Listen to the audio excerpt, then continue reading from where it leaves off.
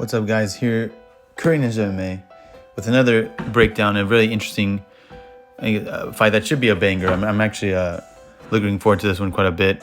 On the prelims here, we got, man, they got some bangers, man. Even the early prelims have nice bangers here. We got Warlley, Alves versus Nicolas, Dalby.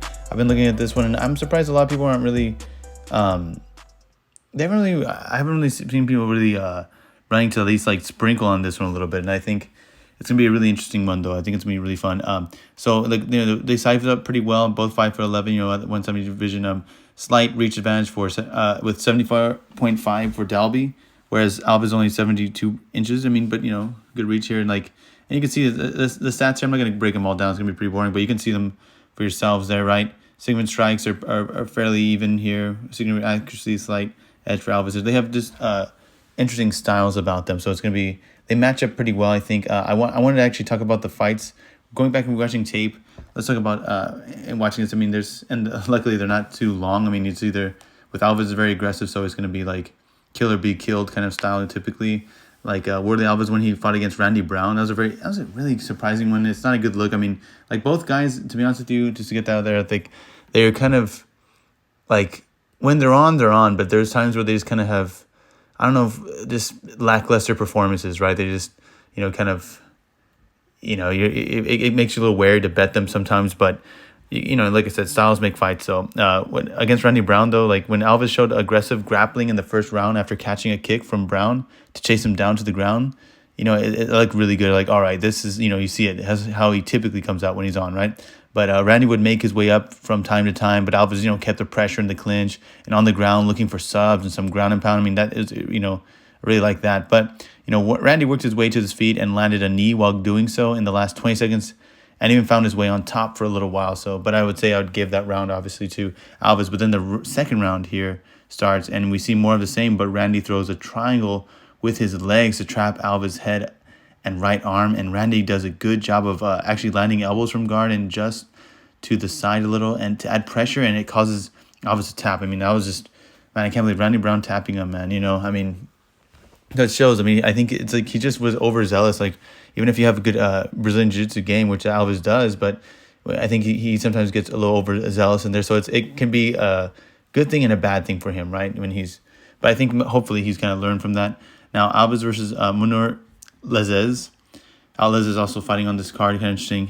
It was nice, kind of killed two birds with one stone watching this one little tape study. But Alves comes in aggressive as usual, and he gets the takedown throws with heat when they're clinching, and he gets a spinning back fist while Lezez is pressured against the cage, and he gets a TKO finish with the ground and pound in the first round. I mean, yeah, just that's what you want to see. Okay, he's if you allow him to, he's good at being the hammer, right? And then, of course, Alves versus Jeremiah Wells. Jesus, but here's the opposite side. Now, this is interesting because what happens when he's not the hammer? Well, Wells, I mean, look, he's really stocky at only 5'9" for welterweight. I mean, this comes from the large muscle he carries. Now, his body type is exactly what the type of fighter you would assume he'd be, right? Explosive with a limited gas tank. Wells comes out aggressive, trying to take Alves' head off with every shot.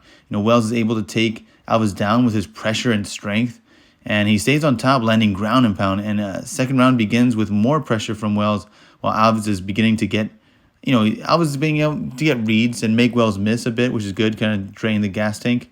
But, which I assume he's trying to, find the timing, wait for Wells to gas out but Wells just keeps up the pressure and gets a TKO with ground and pound after sitting Alves down on the canvas. So, I mean, in the end, it's basically like you have to, you got to have like this really good, you have to be able to physically pressure Alves, because if you don't, he'll pressure you, he'll get you out of there. But you've got to offer something. You've got to offer some kind of danger factor to really not get his game going. In other words, to change Alves from the hammer position to basically the nail position. Like to get him to be in that position, you have to kind of pressure him. Very, very have explosive power, be a very aggressive wrestler or something. Now on the flip side here, I do want to talk about Dalby. Obviously, I want to talk about kind of what he brings to the table. I think he's not. I don't want to talk about the cons right away, but look, he's not a spring chicken. He's like 38 at welterweight. He's been in there for a while. He's got 20 wins, 4 losses. He only got 1 draw. He's a durable guy though. He doesn't really get knocked out really. But like I said, that cardio though. I mean, he can we think Alves is kind of, he's basically going to get you out there, or he's going to like maybe fade where. But actually, Dalby has shown that he'll fade as well, and Dalby doesn't even have like that. No offense, but he doesn't really have that power. So it's kind of weird, That's something when you have someone that has maybe a questionable gas tank, and it might be because they are very explosive, right? But Dalby's not necessarily that kind of guy. Doesn't really have that necessarily that finishing ability typically. But hey, he's got that karate style. Like, I mean, if he can get, he's got that. So the movement's there. He gets in and out of the pocket. With that nice traditional martial arts background, right? He likes to get you in range. Kind of use the kicks in there. And he also actually has good wrestling. I would say actually, if it's just from a pure wrestling standpoint, I would say maybe actually Dalby's like maybe the better wrestler. But I think Alves is like has more danger there with the BJJ. He has actually so it's like wrestling versus BJJ. You typically want to go with wrestling, but like I said, it depends on how you use it, right?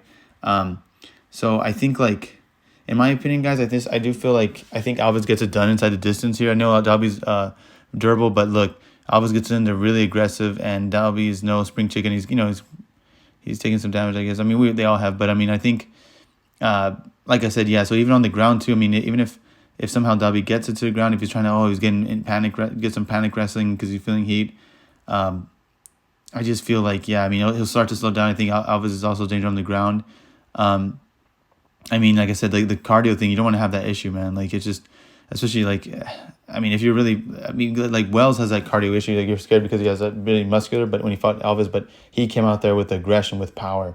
And so he was able to make use of that, right? I mean, it makes sense. Like, you're not trying to make it see the third round or anything, right? You're trying to get him out there. I think, I predict like Alves, I don't know. I think this one, actually, I think Alves, he gets it done. I think gets it done and finished. And actually, what I'd like to talk about here, because I mean, look, Dalby, I think, all right. Like, some people see picking Dalby. I mean, he's underdog. You might take him, but I mean, look, in Brazil and with Alves, the way I think Sal makes fights, and Alves is just like, I think stylistically, like, look, what's Dalby going to do? He's going to try to keep the range and everything, but he does slow down. I think Alves is going to not allow him to keep the range. I think he's going to go in there very aggressive, and even if it gets to the ground, if Dalby does have the better wrestling, I think. Is he going to be able to get to the ground? I think Alves can pro guard. He can go for some subs as well. He can try to get you. And, he's decently, he's got some decent top pressure, Alves does. And, he'll land with heat. So I think on the feet or the ground, I think he'll be landing with more danger. I think, yeah, I mean, maybe like I said, especially after, like, at that first round, I was going to come in aggressive. Maybe and I think the longer it stays, I mean, I feel like Dalby's going to start to wither, eat some shots. Now I want to talk about this. What can we do with this information? Like, I was actually thinking, I don't know why a lot of people, like the previous vid I did, and on my Instagram you saw as well, Gregory Rodriguez, right? He was like around minus 300 now, whatever. And I think like him and Alves together, just kind of like a violence parlay. Like, if you just straight up them, like Alves like what, minus 135, Rodriguez like minus 300. So if you parlay those together, the parlay odds should be around plus 135. I think that's worth a unit.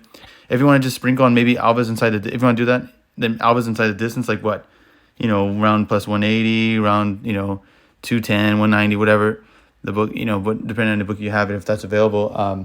And by KO's like what, probably plus 200 something, whatever. So that's kind of good. I mean, I was even going to think like maybe if you want to just sprinkle like a little more degenerate kind of thing, Gregory Rodriguez inside the distance and Alves inside the distance, and see if that's available for you. I think that's more of a sprinkle.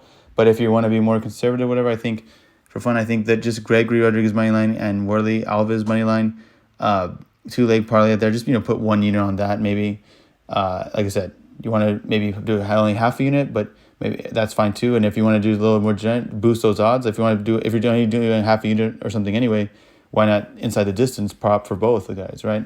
So I think that's fun. And or you can just take one of these guys and just put them in a nice little, Hail Mary long shot for a fun parlay if you choose. But that's my take, guys. I don't want to go too long-winded on here, but like and sub, all that good stuff, and just enjoy the fights.